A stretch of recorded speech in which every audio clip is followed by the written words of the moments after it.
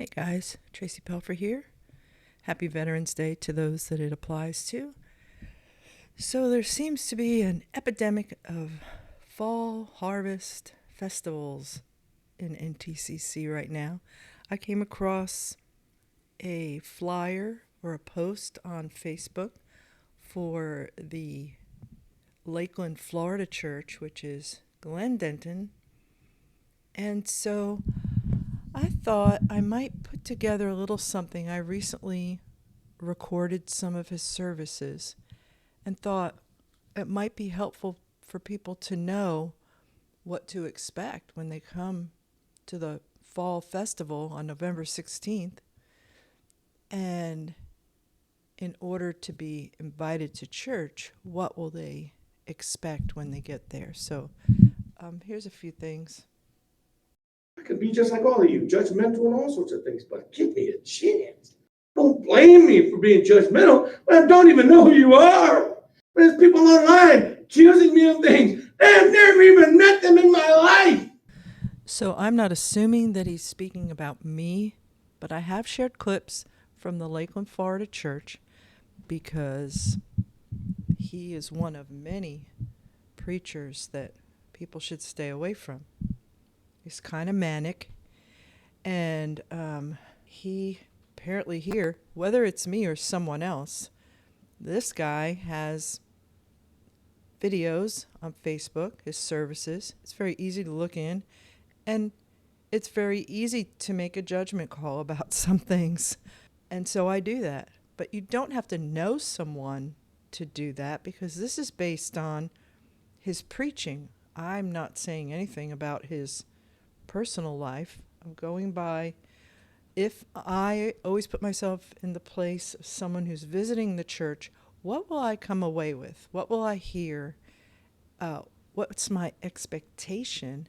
And what do I leave with? So he thinks that someone should know him first, yet through how many times have I shared clips of him saying things to me about my salvation, about matching our lives, all kinds of things that he initiated, and he doesn't know me. So I guess what's good for the goose is not good for the gander. Really? And then they come find out these people should be on meds? And they're online, people are like, yeah, lift them up. Paranoid schizophrenics? You want to take the word of somebody who's crazy, whacked out? Go ahead. Go ahead. You listen to them all you want. Oh, you're talking about, Pastor? Some of y'all know who they are, your best friends. You got them saved in your profile. Listen to everything they say. Now again, I do not know if he's speaking about me or if there's other people that are speaking about him online. And whoever it is, he's calling them whacked and crazy and schizophrenic. And now this next part almost kind of sounds like a bit of a threat. Or in that realm. It's dwelling, his words here are dwelling within that realm. Man, if I did want to use the skills that I have to wreak havoc on idiots on the internet and employ the help of others I know who could do it, it would be fun, right? But I'm not like that. I'm a Christian. That's almost like a guy seeing a beautiful woman walk by and saying, man, if I weren't married, I'd hit that. That is the same kind of thing. I won't do it. I could employ knowledge I have and people I know to wreak havoc. He says it would be fun. This is a pastor. This is a pastor of a church in NTCC who says the craziest things, and he's still in the pulpit. Why wouldn't he be? He's so similar to the CEO. I don't care. I don't even use Facebook. I really don't. Facebook once a year. I assume he means using Facebook in a personal way because he's on it right now. But when some of y'all send me some stupid video about dogs talking and doing weird stuff, I'm like, okay.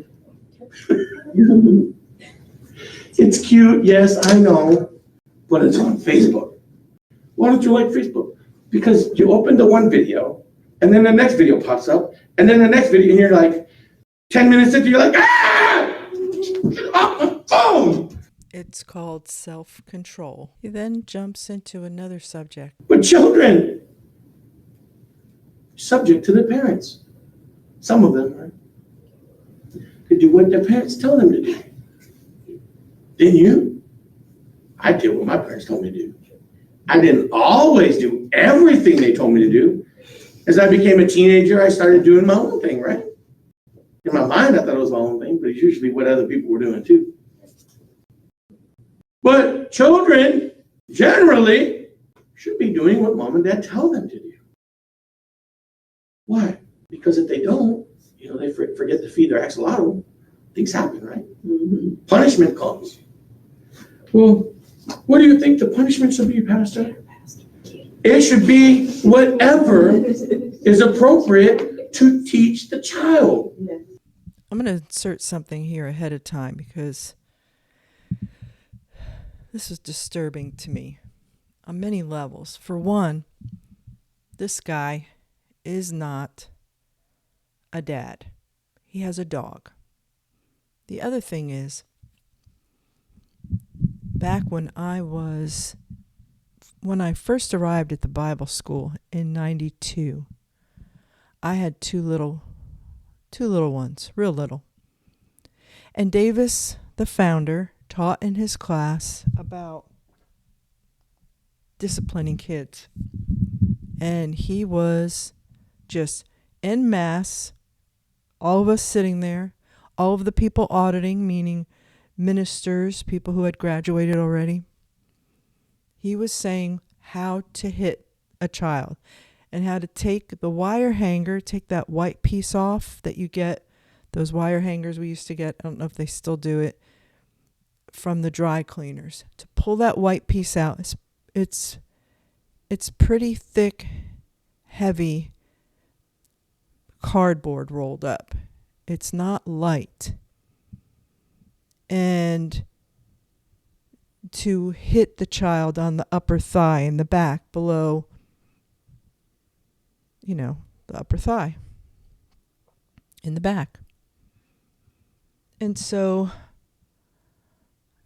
he said a lot of things about the responsibility of parents. And the irresponsibility of that guy was that we're all in there, all of us from different backgrounds, all of us. You can't just lay out something like that for everyone. This isn't like preaching salvation. And so what it made me think of was back years ago, maybe 12 years ago, I went and got certified for different modalities of training, physical fitness training. And I was managing a small woman's, it was a cardio place, but men could come to, some older gents came, but it was all women. And so one of the things I had to do was learn how to teach group strength training, which is very difficult because you have to limit how you show people things, because people can really get hurt if they're not doing it right. That's why there's personal trainers. And so I did not want to go the personal training route. And so I limited my use of like a group fitness class for strength training because everybody's different. Everybody's different in that room. Their age, their ability, their comprehension, how their form is can wreck them. And it would be my fault if that happened. And so I think of things like this in that regard. When a preacher says something over a pulpit to everyone or in a class to everyone, as if it just works across the board, to me, it's really irresponsible because it is not taking into account anything of the individual. Does the pastor know, or the minister, the people sitting there, what they've been through in their life with abuse from maybe parents? Are you able? This is something so highly, it should be one-on-one, if it is at all. I don't see how. I would be careful with a pastor and how he presents it. If you're a mom or dad and someone comes up to you and says, what do you do about disciplining your kid? I think it's the dumbest thing in the world. This is my very strong personal opinion, I will tell you. I feel very strongly about this. To say something to someone when you do not know the kids or what they're talking about, if you don't define terms, when Davis was teaching that class and talking about disciplining kids, it's crucial to define terms and to set limits. What is discipline? What constitutes a parent having to take that action? He was saying it's rebellious. If you tell them to do something they don't do, it's rebellious. And it was a very blanket. It was very middle of the road sort of thing. So there were no degrees, no extremes. It was just point blank, this is what you should do. Sort of like when Kekel gets up and says, the woman is to obey the husband. Tell her to close her pie hole. You can't be nice. Those things are extreme and highly irresponsible, highly. And it does not foster what they think they're setting out to promote. It many times has the opposite. And so I recall after Davis taught that class, a lot of us ladies were talking in the fellowship hall one night, and the kids are all there. It's after service, and they're eating and coloring and whatnot. A couple of ladies confided that they were really upset because they were trying to do the right thing before God and at the teaching of the man of God. That guy. I think of things like this. It's so wrong. And then when FactNet came out, I don't know how many people shared their stories of the teachings of Davis that they didn't know how to apply it in their own life. They went home, they're like, if I tell my kid to brush their teeth and they give a little bit of a fuss, that's a reason. Is that a reason? Is that rebellion to go and to hurt them? So you've got this guy, Denton. Yeah, I am judging you, Denton. I'm judging you by your words here.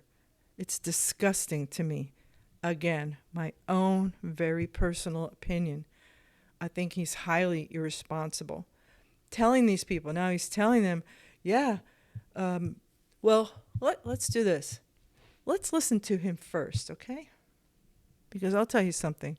I don't know if there's little kids sitting there in that service or if someone has taken them out at a certain age. If there's any kids in there, it's so irresponsible. And it's scary for them. And it puts their parents in a position. And I hope they don't listen to that guy. I don't even know why they go there. Honestly, I don't know. Maybe it's because his wife is so nice or something. I have no idea. Maybe he helped them in some way. And they feel obligated. I don't know. I don't understand what someone goes in and gets from this guy. Well, I'm going to take this switch and I'm going to beat them until their backside is raw. That's abuse. Because what are they learning from it? That it hurts. That it hurts, that's about it. You can hurt them without breaking the skin. You can hurt them without breaking their flesh. You can hurt them without breaking their flesh. And so what? What's the borderline, Denton? Is it just prior to that? When is it? So if you break the flesh, you've gone too far. But prior to that, if you don't break the flesh, what in God's name are you saying? Right? Without breaking their bones. Well, I'm never going to discipline my child. That's worse. He's saying never disciplining the child is worse. Again, if you don't define terms, then you can have everybody in the room, everybody can be thinking something different when they hear this. To not discipline. He has to define what discipline is.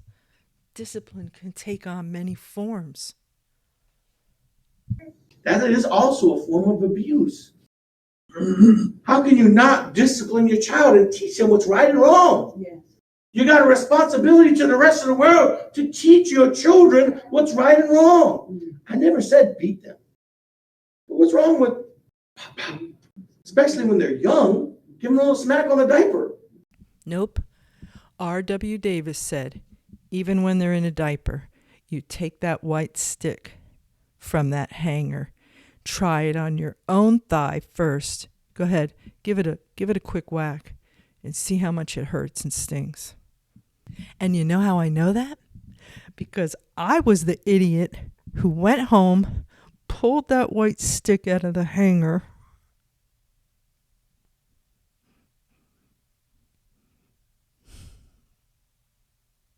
it just took one time for me to do that to my little girl. And I wept. I never did that again. And when I think of that blowhard Davis sitting there pontificating, he knows. He's the man of God. And he's telling you how to keep your kids in line. Everybody was a wreck having their kids around in the fellowship hall. I didn't even want to go. I want to put my kids in a spotlight for him to sit there at that table and look out at everybody and judge. And then walk around humiliating everybody. He knew what he was doing. He knew. And now back to Denton. And he's saying, do that on the diaper. What's that going to do? You can't find any other way. I mean, when they're 15 years old, it's kind of a little late. Why? I'll give you a little story, right? I had this German Shepherd, and I got him as a puppy, right? And he would do things, and I would spank him. I'd take him and I'd spank him on the backside. Again, I'm going to intrude here with my personal opinion. I had a lady in one of my classes, the gym classes, who was I'll call her a dog whisperer, almost like a Caesar Milan. And she used to put out videos on YouTube of how to train a dog without any sort of collars that zap them or buzz them or beating them or hitting them. And so when I saw her videos, I thought to myself, that is something that can be used with any creature, but with humans too. To me, the hitting route, without terms, without definitions, is lazy. It's just lazy. There are other ways. And I'm specifically talking about, please stay with me here. Don't take it to another place. And I want to make sure I don't leave you with that thought. I'm specifically talking about what he is referring to here in this service about telling people what to do with their kids. Dude, just preach a message, all right, about salvation, about God, about something other than this. If he was going to do it at all, do it privately, one-on-one. Something that's more intimate and more personal. But he doesn't even have, and he's just proving here too. He had a dog, he hit it to try to train it. He thinks that's the correlation he wants to make. What does he know? He doesn't even have children. He doesn't comprehend and know the nuances of what it's like to have not just one, but more than one. And he be all sad, right? Then he got big. I mean, he was muscle, just tough. I mean, he'd go and these giant birds was like, he'd grab one out and whip it up and throw it on the, I'm like, ooh, he's vicious, right? But around me, he was sweet. But the neighbor would go, ah, and his teeth and all this drool coming out of his face, ah, he looked like a demon. Going through the fence, trying to bite the neighbor. I was like, whoa, hey, bud, come here. And one time, one of the sisters came in, and she was standing there, and the dog went up. I had fellowship at my house. I was alone with a sister, a bunch of people there. The sister was there, and the dog went up, and he did something. I don't remember what he did, but I said, no. He looked at me. I said, I'm going to spank you. He started shaking, and he just peed right there everywhere. But I couldn't hurt that dog if I wanted to. I couldn't spank him and hurt him. But I taught him as a puppy. He didn't want to disappoint me. He didn't want to spank him.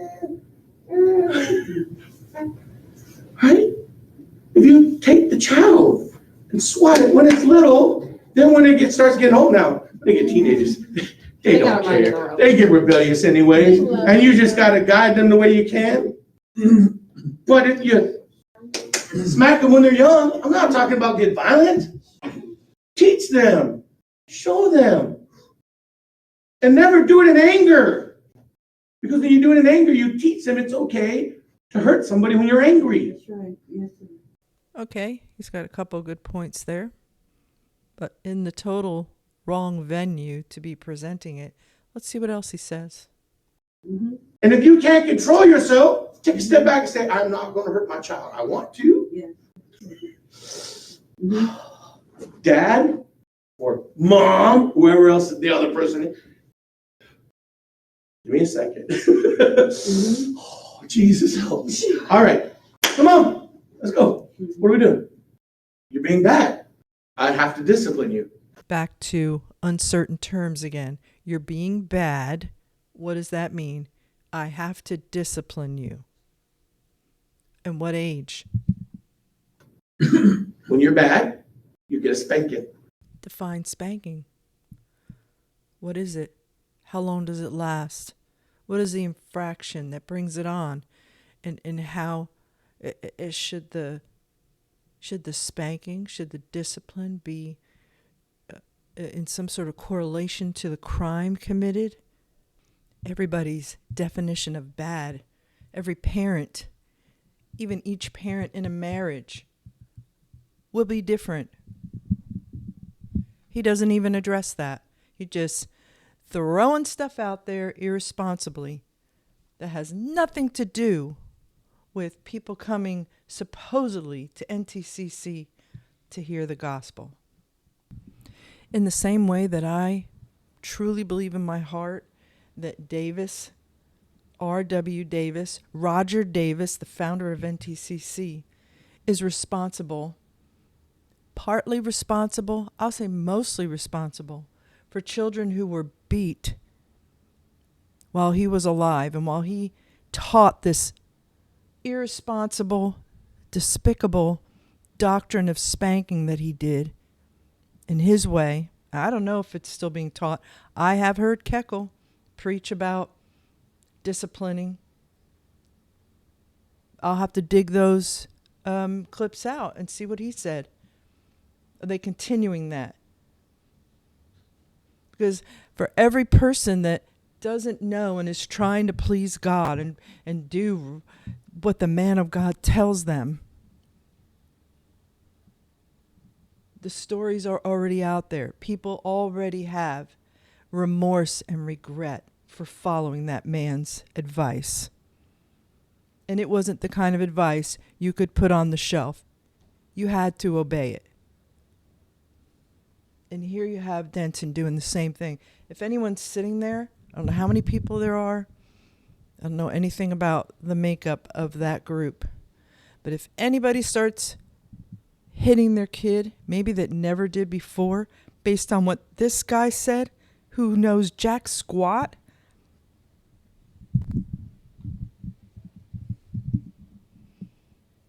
then he has to be partially responsible. Okay, come here. No, I don't want to cry, babies. Go to your room. I don't want to hear you cry. Go cry in your room. You done? You can come out. Dad, I'm done crying. Can I come out? Sure. Stop being bad.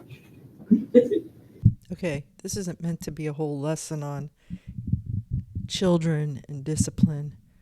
Stop being bad. Man, I hate that. The behavior might be bad, but the child, this guy doesn't know what he's talking about. Let's just leave it at that. It's You don't have to abuse them. Sure. Guys, you just told me to spank my child. Why not? He says, why not? And there's his wife in the background saying, that's right. Did she have children before? That's right. I didn't say hurt them. Mm-hmm. I didn't say do it in anger. That's right. Mm-hmm. That's abuse. Mm-hmm. Don't abuse your children. My goodness. You go up, you see a kid and they're just constantly shaking because they're afraid of everyone and everything. It's a problem. I'm confused. He said his dog started shaking and peeing on the floor when he said he was going to spank it. So this is a mixed message here.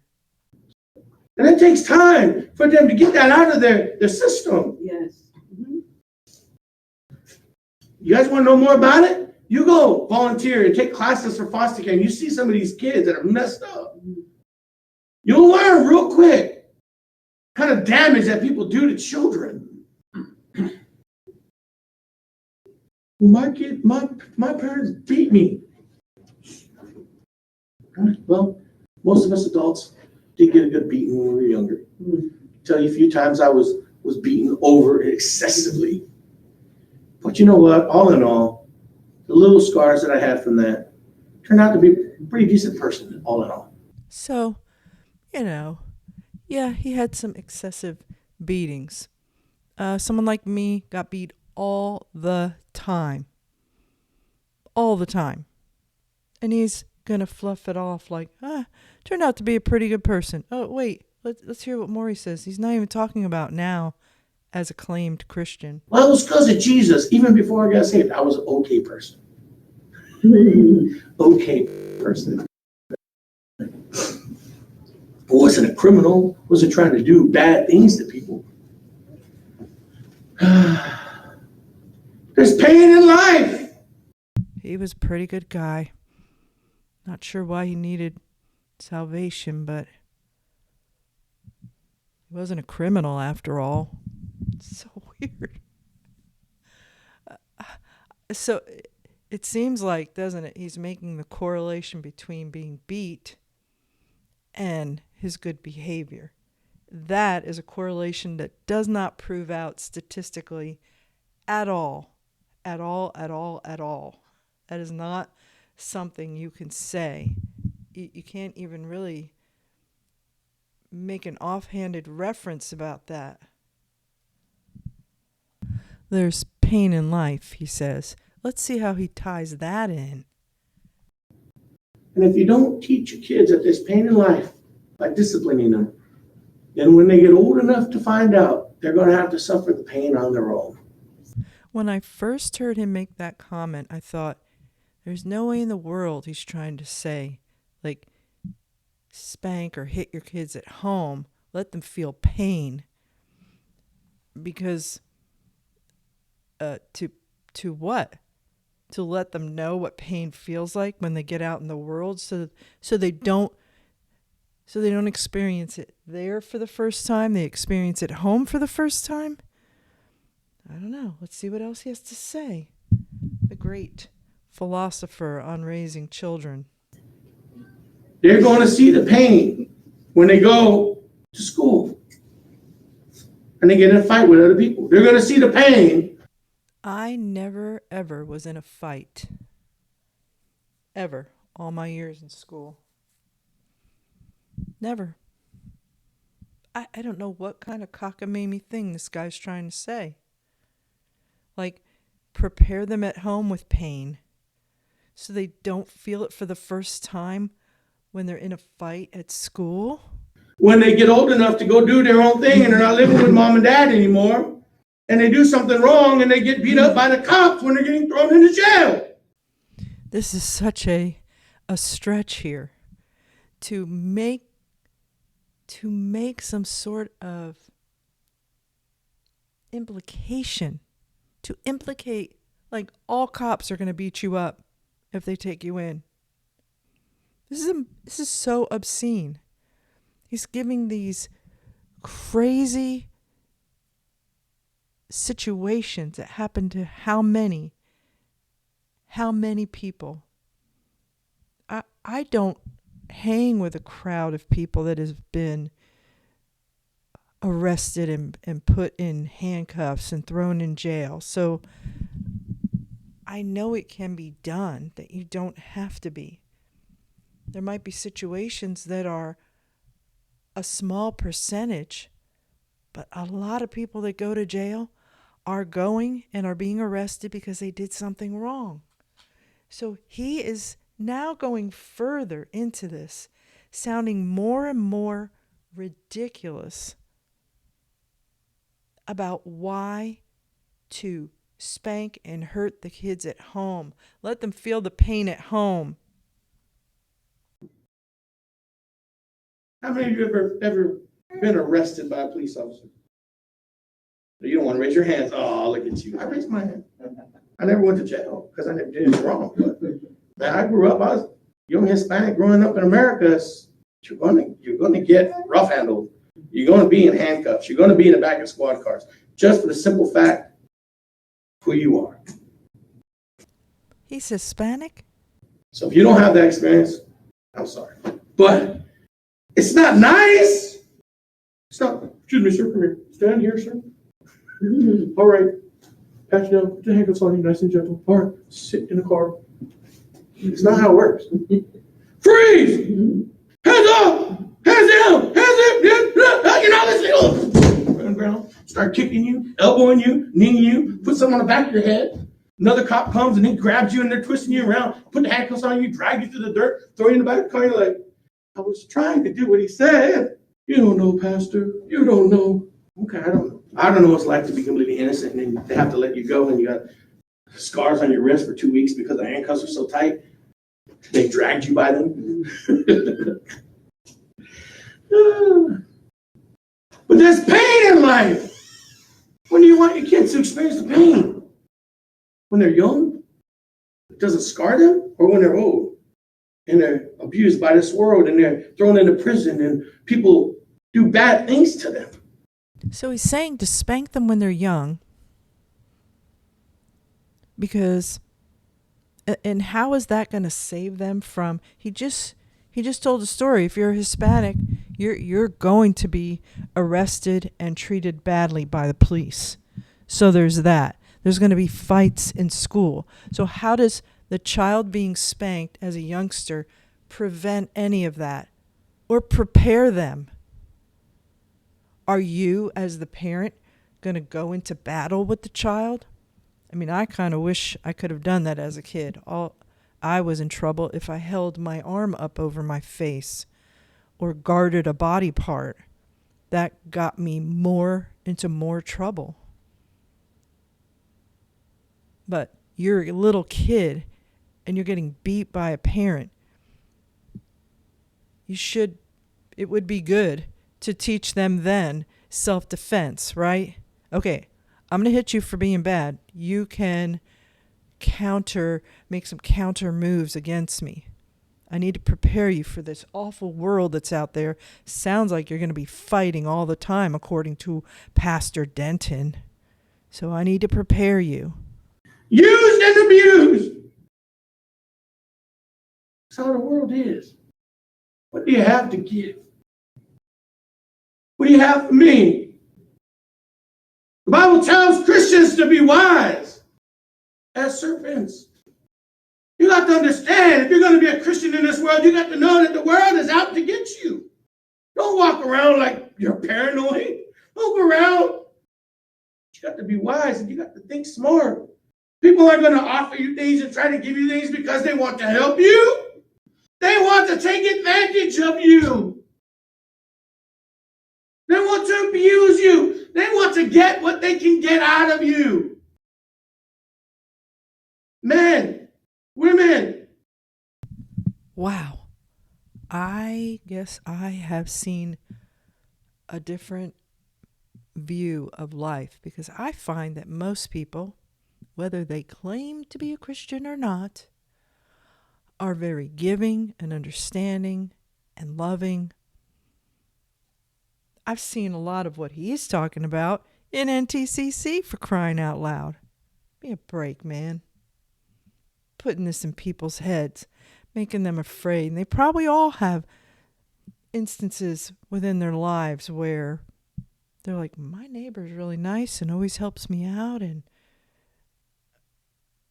my boss at work is pretty cool. Such a negative worldview. I personally don't understand that, and why you would want to have people, let's say their lives do stink. You know them, right? Maybe the one sitting there, he knows them. Why would you give them more of it when they come in? It seems like the benefit of getting together as Christians, not in this organized building attending way, but just together, should be uplifting and should be positive. The most positive and uplifting thing you are associated with in the course of your life, where you feel safe there and loved there, like a safe haven.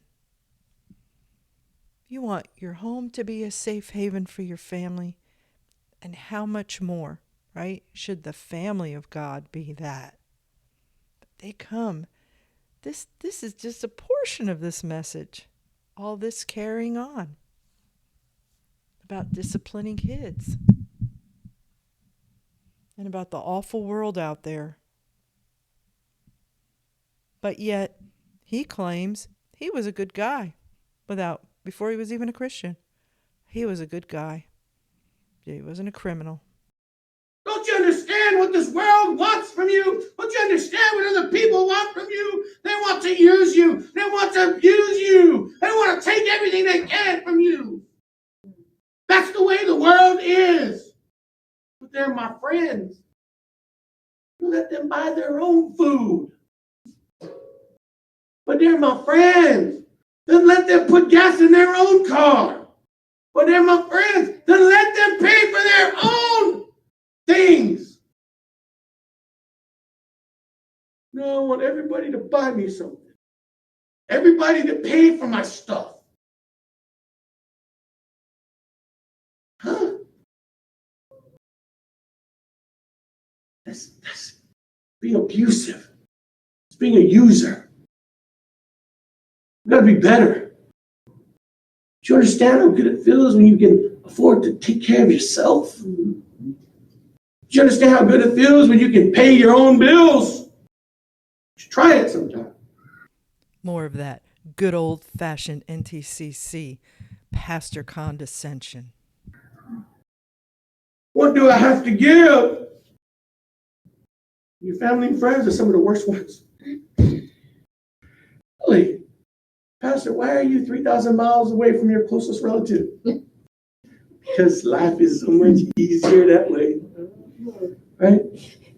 Why? Because they can't ask me for money. They can't ask me for a ride. They can't ask me for anything. all they can do is say, can you pray for me? Sure, I'll pray for you. No problem. Put you on the list. This is a pastor. Yeah, I'll put you on the list. Doesn't matter if it's his family. It doesn't even matter if it's part of his saved family, which he has up in Graham. Well, don't you want to help them? Why? They're the ones that went to casinos and spent all their money. Mm-hmm. They're the ones that went and bought that case of cigarettes and smoked it all. Mm-hmm. They're the ones that went and bought the 2 12-packs of Coors Light and drank it all. They're the ones that spent all their money doing all the things that they want to do. Why don't I want to give them money? I didn't do those things. That's why I have something. That's why I have what little bit I have. Because I don't spend it on things like that. I was going to end this a little bit ago when he ended with the kids, but he doesn't spend his money on stuff like that. No, he spends it on McDonald's. He spends it on fast food. And how do I know that? Because he talks about it all the time. So he's all holier than thou about his fast food spending habits. He's going to get on other people for what they spend their money on. And that's the reason why he will not help. I presume the context here was his family. I mean, what does this guy ever say that's positive and loving? Ever. Do you waste your money too? Yeah, I do. I waste my money on guitars. He buys guitars? But is he really trying to be like Mike or what? For church, I waste my money on rent for the church. I waste my money on my own rent. Oh man, that's such a waste. What are you talking about? Man, when you see all that money going away, gone out of your checking account to pay the rent. But does it make you feel good that you're paying your own bills? No, that's when you wish somebody else would pay it. Somebody else pay it, please. I mean, right here is Denton's opportunity to play the clip. He put it right up on the screen there in that little place of Kekel saying how you're a loser if you don't take care of the pastor, if you don't bring him things and do things for him. We heard Mike whining up in Graham. No one does anything for me. The office workers don't. No one does. And we played Denton quite a while ago where he was talking about certain things that he wanted. And here he is doing this. And then he'll say something like, oh, pastor, you want us to pay your rent? No, just pay your own. But once you do that, it's irresponsible when you've set up that the pastor should be taken care of in an organization and that he is the one to be revered and he's put there by God. But when you hint around to people like that who you've put in this vulnerable position, it's just kind of low to me. It's kind of low down. I don't know. That makes me cringe. Pastor, can we pay your rent? No! Pay your own rent. When you get all your stuff paid, you come back. Can you imagine if someone there brought someone to this service, to this church group for the first time, and this is what they're sitting there listening to, is all of this? It's still a small portion of what the service was. What are you going to do? Nothing. Right? It's amazing.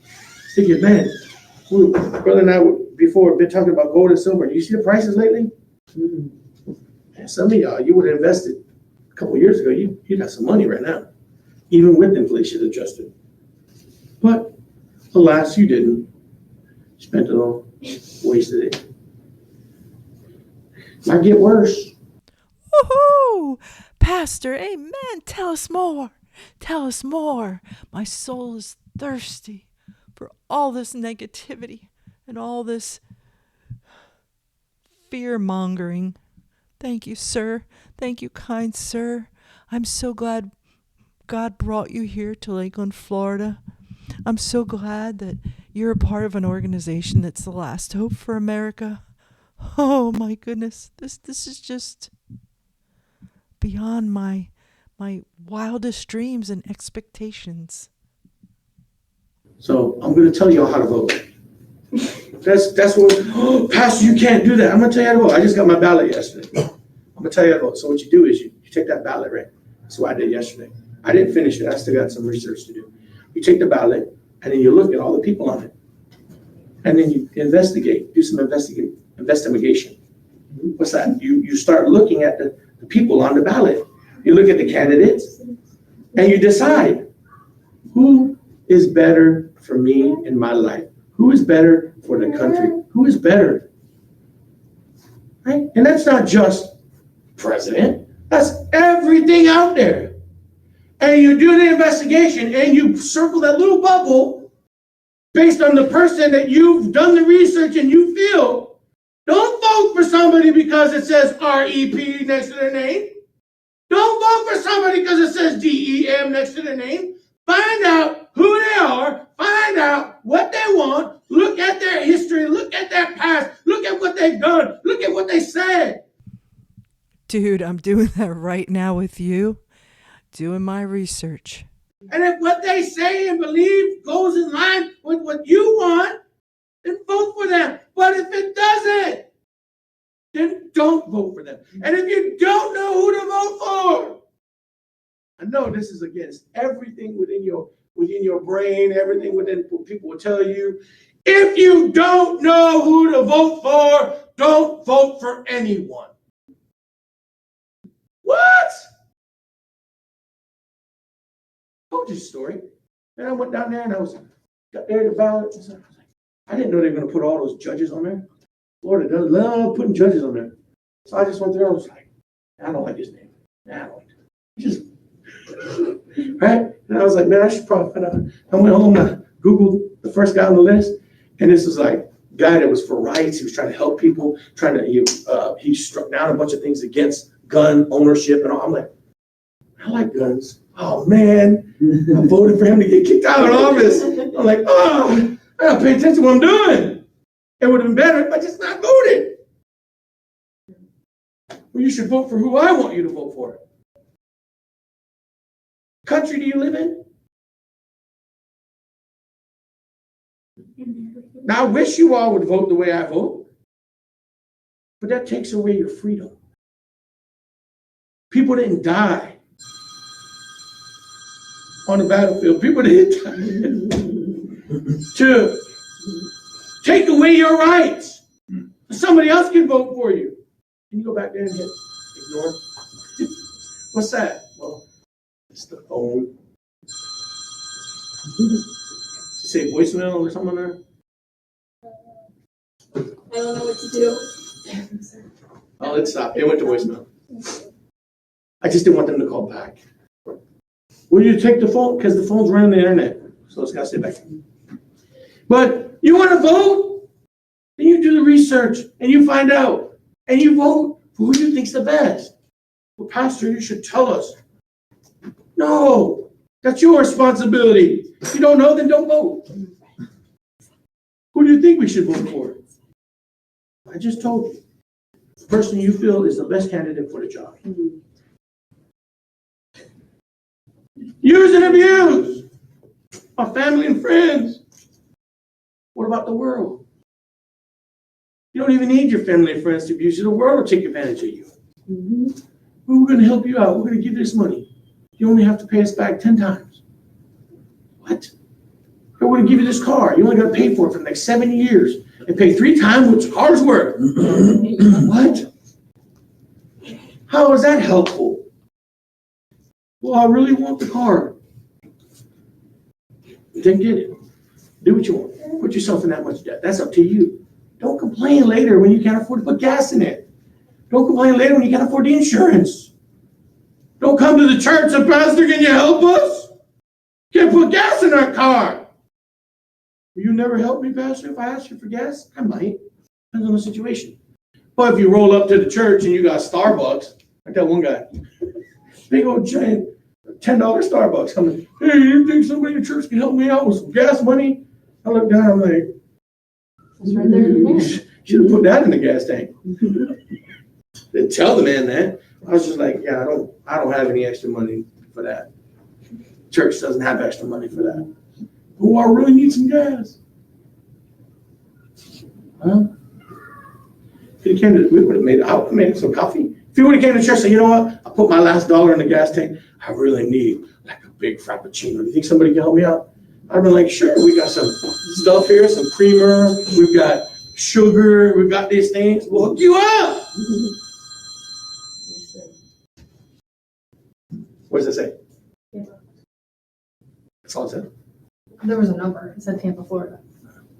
I'm dyslexic. I'm not reading the numbers to you. No, I'm saying if it said a name on it. Like, No, sir. It did not have a name. It just said Tampa. but the world will use and abuse you. And in the church world, hey, you can't just trust anybody who comes to church. They'll ask you for things. They'll try to take advantage of you. You got to watch out. You got to be wise as serpents. That said, don't be paranoid, but be smart. Don't get taken advantage of. You're not in this world to help everyone else get along. You're in this world to serve God. You ever heard that before? You're supposed to serve the Lord. You're supposed to belong to Jesus. When Jesus comes to visit you in your life, he changes who you are. You don't stay the same. This man was lost without God. This is where he finally brings it around, it seems, from the very beginning of the service, which I didn't even cover all of that. But I let this go on because it's insane. That's now, again, I am judging them by the Bible they say they believe in and the mission that they say that they're on. And I'm judging it strictly by that and nothing else. And this is not a place I would recommend going if you are looking for a healthy, vibrant, positive experience with Christians. Based on this service alone, Denton seems to be saying once you get saved, you serve God. But to him, he had just spent the whole service, the most recent part, talking about not helping other people. So it's anti-Christian. I don't know that he knows what he believes because it's so within some of his same teaching, if you want to call it that, is contradictions left and right. So it's best to stay away. It really is best to stay away. I don't remember criteria in the New Testament that said only help people if they haven't been drinking a case of beer or if they haven't been smoking cigarettes. I don't recall that at all. So you want sinners to behave in a godly way, but you want Christians to behave in an ungodly way and be like the sinners who you say don't help anyone and are out to get you. It's a very confusing, very, according to my opinion, unbiblical teaching all across the board. He has, I mean, if there's even 5 minutes of something that resembles the God of the Bible they believe in, that's about what it is, 5 minutes out of an hour and a half. And you do not have to take my word for it, though these are clips from a service. I think the service as a whole, this one was an hour and a half. Of course, that includes a little bit of singing before and aft, but it's long. It's long to listen to him just get up there and just shoot his mouth off about nothing godly at all, nothing helpful at all.